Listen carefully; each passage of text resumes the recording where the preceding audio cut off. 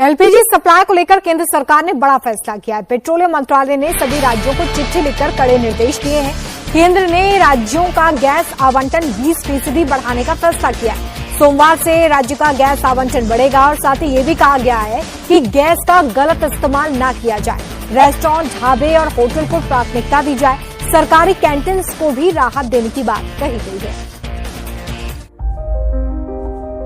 LPG की आपूर्ति को बढ़ाकर फ्री क्राइसिस स्तर के 50% तक कर दिया गया है। सरकार का फोकस खास तौर पर फूड सर्विस सेक्टर और सामुदायिक रसोई यानी कि कम्युनिटी किचन पर है, ताकि आम लोगों को राहत मिल सके और आवश्यक सेवाएं प्रभावित न हो। वहीं इसके साथ ही सरकार पीएनजी पाइप्ड नेचुरल गैस की ओर शिफ्ट को बढ़ावा दे रही है। इसके लिए अनिवार्य रजिस्ट्रेशन की प्रक्रिया भी लागू की जा रही है। पेट्रोलियम और प्राकृतिक गैस मंत्रालय के अनुसार ये अतिरिक्त 20% एलपीजी उन क्षेत्रों को प्राथमिकता के आधार पर दिया जाएगा जहां इसकी ज्यादा जरूरत है। इनमें रेस्टोरेंट, ढाबे, होटल, औद्योगिक कैंटीन, फूड प्रोसेसिंग और डेयरी यूनिट, सरकारी सब्सिडी वाले कैंटीन, कम्युनिटी किचन और प्रवासी मजदूरों के लिए 5 किलो वाले सिलेंडर शामिल हैं। केंद्र सरकार ने राज्यों को 20% ज्यादा कमर्शियल गैस का एलोकेशन बढ़ाया है। अब राज्यों को कमर्शियल एलपीजी का अतिरिक्त 20% आवंटन मिलेगा, जिससे कुल सप्लाई 50% तक पहुंच जाएगी।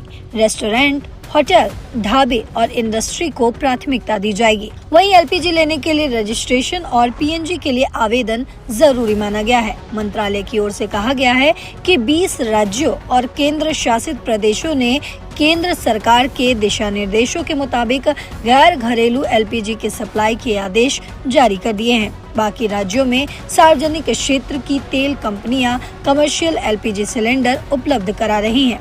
पिछले एक हफ्ते में करीब 13,479 मीट्रिक टन एलपीजी सिलेंडर की आपूर्ति की गई है। वहीं शिक्षण संस्थानों और अस्पतालों को प्राथमिकता दी गई है और कुल कमर्शियल एलपीजी का लगभग 50% हिस्सा इन्हीं क्षेत्रों को दिया जा रहा है।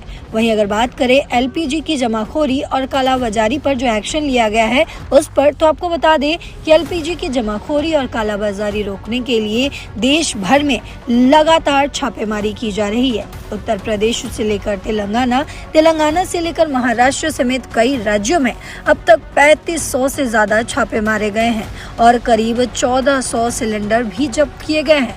तेल कंपनियों के अधिकारियों ने 2000 से ज्यादा पेट्रोल पंप और एलपीजी एजेंसियों पर अचानक जांच भी की है, ताकि सप्लाई सुचारू रूप से बनी रहे और किसी तरह की गड़बड़ी न हो सके।